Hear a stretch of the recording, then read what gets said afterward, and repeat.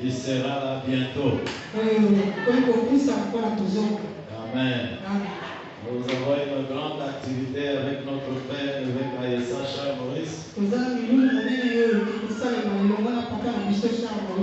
Il va commencer déjà à partir du 12 janvier. Mais lui, il sera là à partir de la semaine de 26.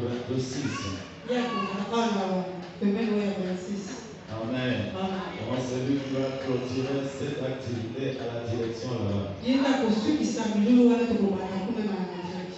Amen.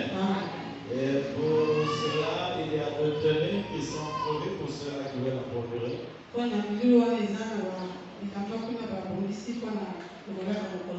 Amen. Apportez, on va montrer avant que nous passions.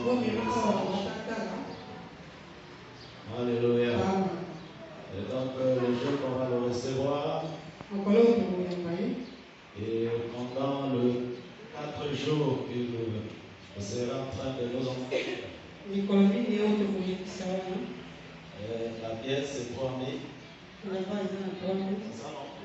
C'est 3000. Donc pour ceux qui avaient le maman, le papa va porter la chemise, le maman va porter, ça dépend de comme vous allez courir. Donc si vous voulez, vous en voulez, maintenant vous passez déjà la commande chez maman et là. Et nous avons la chemise qui coûte 5 000, 7 000. Voilà, 7 000, on a déjà le cachet, le roi de roi. Et derrière, c'est le corps des ambassadeurs. Donc c'est 7 000 francs la chemise. Commencez à avancer. Et pour ceux qui disent 5 000 c'est trop, je pourrais pas avec 7 000, je pourrais pas me voir. Et nous avons le touche qui est à 3 500. Amen. Et donc ça est là. Ça c'est l'information pour l'activité qui aura lieu à partir du 12 janvier avec notre Père, avec Charles Maurice Aïssa. Et donc c'est pas pour venir de surprise pour toi. Je crois qu'on a déjà commencé à en parler depuis cette semaine. Et je crois que pendant cette période, nous serons là pour une semaine. Amen. Et la semaine du 26, je crois jusqu'au 2 février, on sera là à la direction. Et donc nous allons louer notre bus. Pour amener les gens de Massimo qui doivent être là-bas. Et donc pour ce faire, je crois que toi tu as la bonne volonté de nous aider parmi ceux-là qui vont louer ce bus. Amen. Je crois que l'IAS va coûter le poisson, c'est 25 000. Je ne crois pas que nous allons prendre le poisson, je crois que c'est l'IAS. Donc je crois qu'on parlera après la prédication, comme le cérémonie, et on va se retrouver avec tout le séminaire pour réfléchir ensemble comment nous allons faire. Amen. Nous allons lire la parole de Dieu. Nous sommes dans le livre de Matthieu, chapitre 25. Je vous en chapitre 25, verset 23. Et nous allons descendre jusqu'au verset 30. Lisons la parole de Dieu dans Matthieu, chapitre 25, à partir du verset 23. Son maître lui dit, c'est bien, bon et fidèle serviteur, tu as été fidèle en peu de choses, je te confierai beaucoup, entre dans la joie de ton maître. Celui qui n'avait reçu qu'un talent s'approcha ensuite et il dit, Seigneur, je savais que tu es un homme dur, qui moissonne où tu n'as pas sémé, et qui amasse où tu n'as pas vanné. Je t'en prie, monte au verset 14. Commence au verset 14. Il en sera comme d'un homme qui, partant pour un voyage, appela ses serviteurs et leur remit ses biens. Il donna 5 talents à l'un, 2 à l'autre et 1 au troisième, à chacun selon sa capacité, et il partit. Aussitôt, celui qui avait reçu les 5 talents s'en alla et fit valoir, et il gagna 5 autres talents. De même, celui qui avait reçu les 2 talents gagna 2 autres. Celui qui n'en avait reçu qu'un alla faire un creux dans la terre et cacha l'argent de son maître. Longtemps après, le maître de ses serviteurs revint et leur fit rendre compte. Celui qui avait reçu les 5 talents s'approcha en apportant 5 autres talents et dit, « Seigneur, tu m'as remis 5 talents, voici, j'en ai gagné 5 autres. » Son maître lui dit, « C'est bien, bon et fidèle serviteur, tu as été fidèle en peu de choses, je te confierai beaucoup, entre dans la joie de ton maître. » Celui qui avait reçu les 2 talents s'approcha aussi et dit, « Seigneur, tu m'as remis 2 talents, voici j'en ai gagné 2 autres. » Son maître lui dit, « C'est bien, bon et fidèle serviteur, tu as été fidèle en peu de choses, je te confierai beaucoup, entre dans la joie de ton maître. » Celui qui n'avait reçu qu'un talent s'approcha ensuite et il dit, « Seigneur, je savais que tu es un homme dur, qui moissonne où tu n'as pas semé, et qui amasse où tu n'as pas vanni. J'ai eu peur et je suis allé cacher ton talent dans la terre. Voici, prends ce qui est à toi. » Son maître lui répondit, « Serviteur méchant et paresseux, tu savais que je moissonne où je n'ai pas semé et que j'amasse où je n'ai pas vanni. Il te fallait donc remettre mon argent au banquier et à mon retour, j'aurais retiré ce qui est à moi avec un intérêt. Ôtez-lui donc le talent et donnez-le à celui qui a les 10 talents, car on donnera à celui qui a et il sera dans l'abondance. Mais à celui qui n'a pas, on ôtera même ce qu'il a. Et le serviteur inutile, jetez-le dans les ténèbres du dehors, où il y aura des pleurs et des grincements de dents. Père, bénis ta parole. Bénis nos cœurs et bénis nos vies. Et la puissance du Saint-Esprit et ta gloire soient manifestes dans le puissant nom de Jésus. Merci Père pour tout ce que tu feras. Dans le puissant nom de Jésus. Ainsi que nous prions et nous disons Amen. Je vous en prie, pouvez vous asseoir. Fidèle et bon serviteur. Et la fidélité dans le service, la fidélité dans la relation. Quand on est fidèle dans cette tâche, on sera fort béni et récompensé.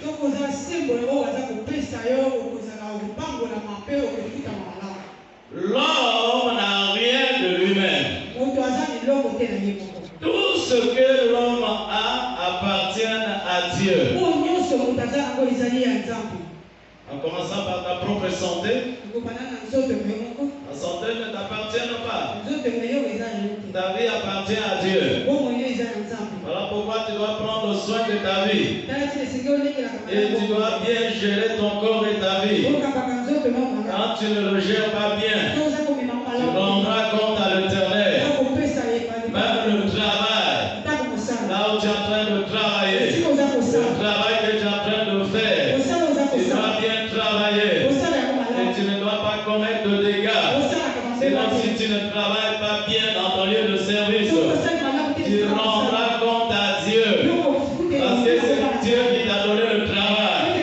La Bible le dit, l'homme mangera à la sueur de son front. Donc c'est le Seigneur qui a permis que tu travailles et que tu puisses vendre. Mais quand tu ne le fais pas correctement, quand tu ne prends pas soin de ce que tu fais, tu rendras compte à Dieu.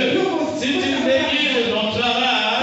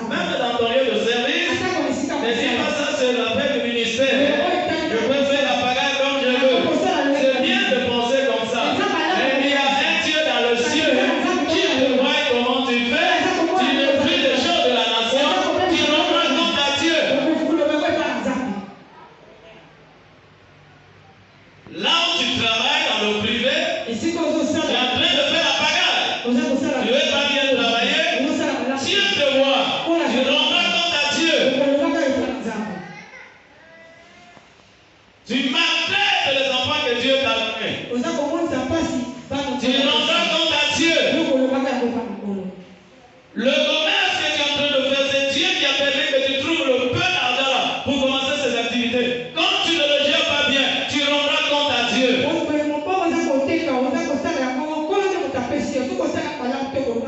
L'homme que tu as là, la femme que tu vis avec elle, quand tu la négliges, tu fais tout ce que tu fais. Sache que tu rendras compte à Dieu. C'est Dieu qui a permis que ce foyer-là soit conçu.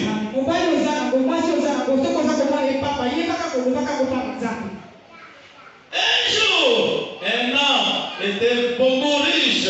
Il partait en voyage quelque part. Et il avait 3 serviteurs. Il a dit, je dois leur confier de tâches, je dois leur confier de charges. Et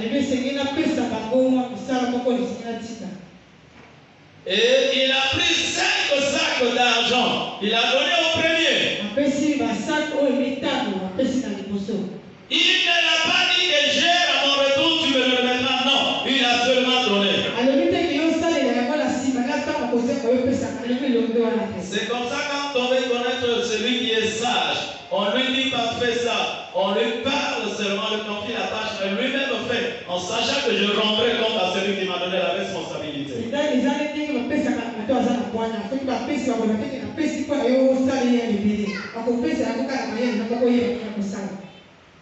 Il a donné 5 sacs d'argent au premier.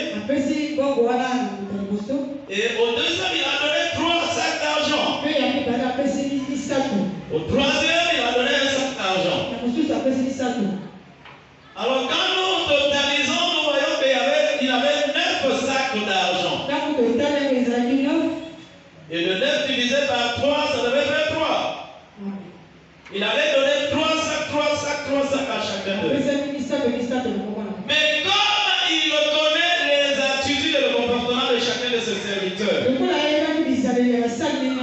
voilà pourquoi il a préféré donner à celui qui a beaucoup de capacité 5 talents, mais lui-même ne le savait pas. Quand Dieu nous confie la mission, il nous donne une responsabilité. Il connaît ce que toi tu es capable.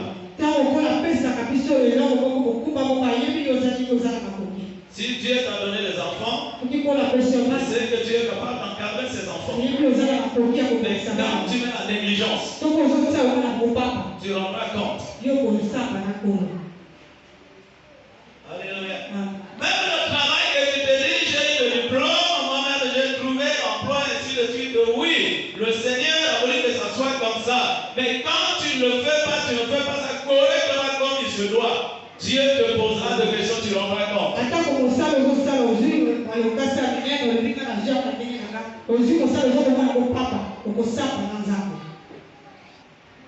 Alléluia.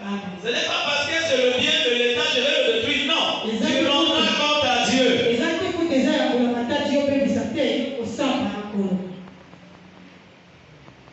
Le deuxième a eu 3 sacs d'argent. Le maître ne l'a pas dit que prends et ensuite tu me rendras compte que je serai de retour. Il n'avait pas dit ça. Il a donné seulement 3 sacs d'argent. Et comme il connaissait le troisième, c'était un paresseux. Il a donné un sac. Eux-mêmes, ils ne connaissaient pas le talent qu'ils avaient. Mais Dieu connaissait. Alléluia. Des fois, tu ne te connais pas toi-même, tel que tu es là. Mais Dieu te connaît. Dieu connaît ce que toi tu es capable. Alléluia. C'est ça qui tarde aussi beaucoup de solutions dans nos prières. Parce que le Seigneur te connaît. Et si tu te donnes ça, alors tu n'avanceras pas correctement avec ça. Il le tarde. Jusqu'à ce que tu vas changer. Jusqu'à ce que tu vas grandir. Jusqu'à ce que ta manière de voir les choses vont changer. Et c'est comme ça qu'il va commencer à te confier de grandes choses. Et c'est comme ça qu'il va changer la situation dans ta vie. Regardez, amen. Alléluia.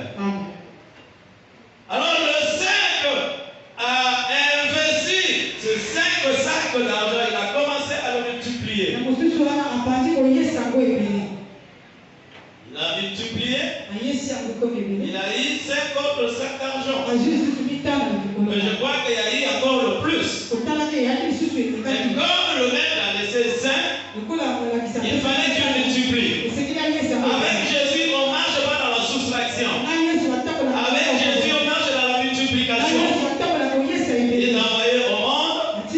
Il va te garder à mon santé. Il doit te donner le foyer. Il doit te donner le travail. Il doit te donner des enfants. Il doit te lever. Il doit progresser. Voilà pourquoi la Bible dit, mon serviteur montera. Il le montera. Il le montera. Et il sera très haut placé. Il ne dit pas que mon serviteur descendra. Mon serviteur montera. Tu dois savoir qu'avec Jésus, on ne recule pas, on doit avancer. Donc tu dois avancer avec Jésus. Si tu recules, tu auras le temps d'avancer avec Jésus. Qu'est-ce qui va te faire reculer finalement? Puisque Jésus lui-même il a avancé. Et qu'est-ce qu'il fera que toi tu recules? Si tu devras reculer, ce n'est pas le problème de Jésus. Le problème est de ton côté. Tu dois bien regarder. Qu'est-ce qui fait que tu puisses reculer? C'est ton affaire, la multiplication de ces réponses. Alléluia. Et celui qui a eu aussi 3 sacs, il a multiplié par rapport à ses capacités. Je ne sais pas comment ça coïncide, lui aussi il a multiplié par 2. Il a eu 3 sacs d'argent.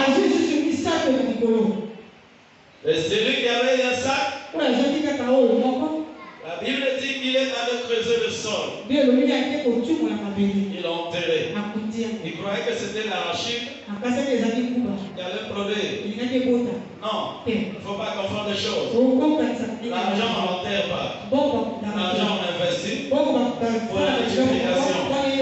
Et l'arachide, pour sa multiplication, on doit le mettre sous sol. Et cela va se multiplier. Ça deviendra beaucoup. Il y a des choses dans la vie. Il ne faut pas confondre. Il y a des époques et la saison. Alléluia. Lui, il est allé enterrer de l'argent. Et quand on est souvent aussi seul, la solitude, quand on veut vivre seul, sans écouter les autres, sans être avec les autres, on commettra aussi beaucoup de erreurs sans se rendre compte.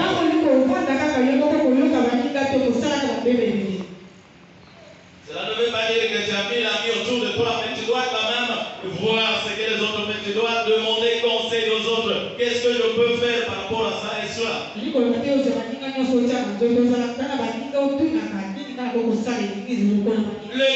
autres, c'était ses amis, puisqu'ils ont travaillé ensemble chez le même maître. Et quand on croit beaucoup connaître, on risquera d'échouer, on va commettre beaucoup de bêtises. Même si on est intelligent, il faut toujours aller vers les autres pour apprendre.